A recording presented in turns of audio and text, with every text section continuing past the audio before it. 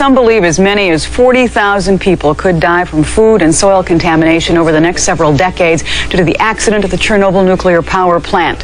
Scientists are now studying the official Soviet report on the disaster. At the Chernobyl nuclear power plant, April 26, 1986, began as a normal day but quickly changed into a global disaster. As a safety test was occurring, reactor number 4 exploded and released radioactive material that spread across Ukraine.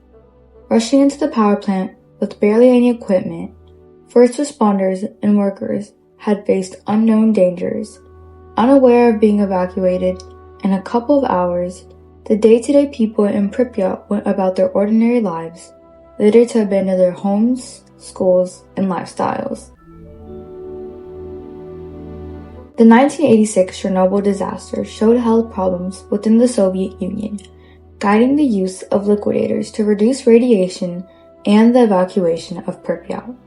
The disaster led to the end of the Soviet Union, had a major impact on global nuclear safety regulations, and revolutionized the way governments handle nuclear disasters. Before the Chernobyl accident, the Soviet Union invested in nuclear energy to supply growing power needs.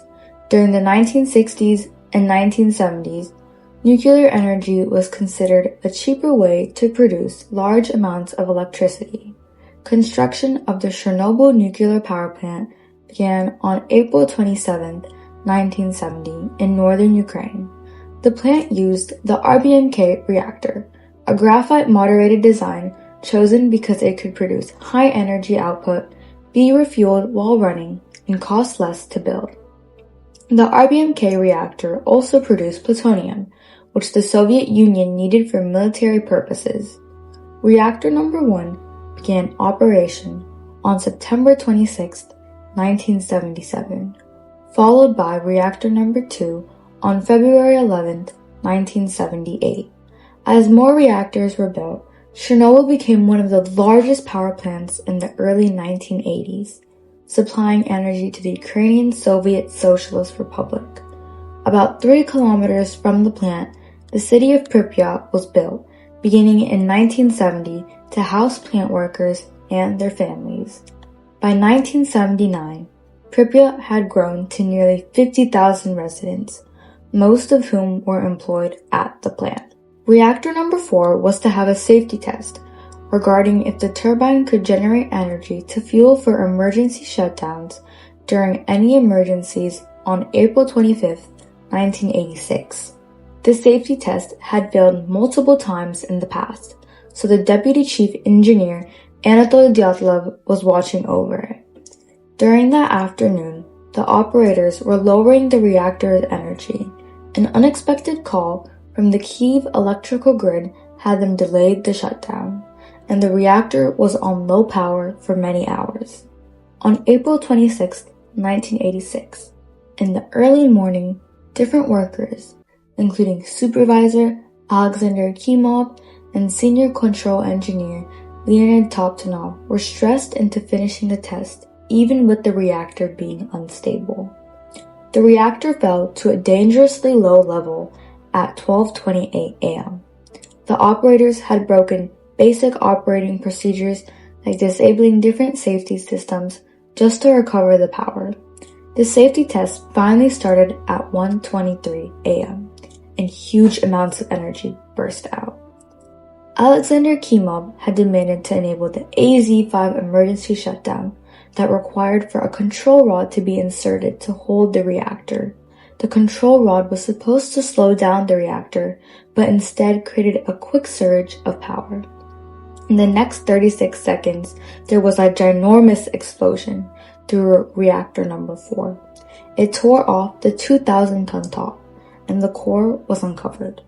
Another explosion had soon occurred, starting fires and spreading enormous quantities of radioactive material throughout the atmosphere. Within minutes of the explosion, emergency calls and alerts were sent out to nearby areas, and firefighters were dispatched to the Chernobyl nuclear power plant. Lieutenant Volodymyr Provik, head of Fire Station number 6, along with his team, and Lieutenant Vasily Ignatenko from Pripyat, was among the first to arrive at the scene. Their main task was to extinguish the fires on the roof of reactor number 4 and the turbine hall to prevent the flames from spreading to the other reactors. Many were sent onto the damaged roof and turbine hall to remove pieces of radioactive graphite from the exposed reactor core. By around 1:35 a.m., firefighters were already experiencing severe radiation exposure. Soviet post-accident reports later confirmed that many suffered radiation sickness, burns, and nausea and required hospitalization. A total of 28 firefighters were hospitalized immediately, while others later died from radiation exposure. By approximately 5 a.m., most fires around reactor number 4 had been contained. Around 36 hours after the explosion at reactor number 4 on the morning of April 27, 1986, the people in Pripyat were still not completely aware of the danger they were in. The Soviet officials had at last ordered for the residents to be evacuated, demanding all 50,000 people to leave. The military officers and police coordinated the traffic, while the local party officials dealt with buses and transportation within the city. The residents were told to bring along only important essentials because officials thought the evacuation to be temporary.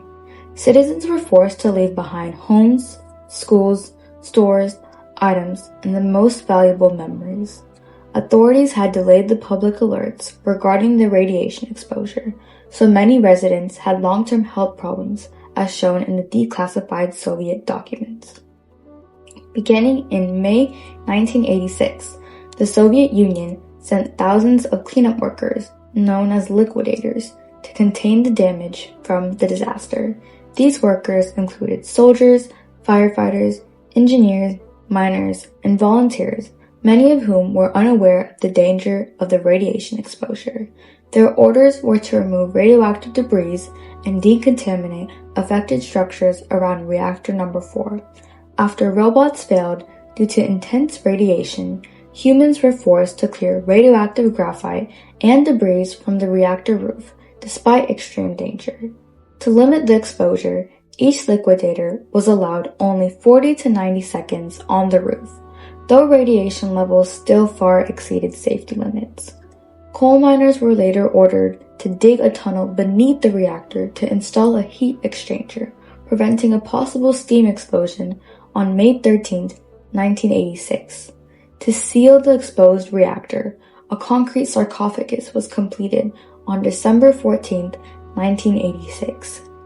Scientist Valery Legasov played a key role in advising the Soviet government during the response.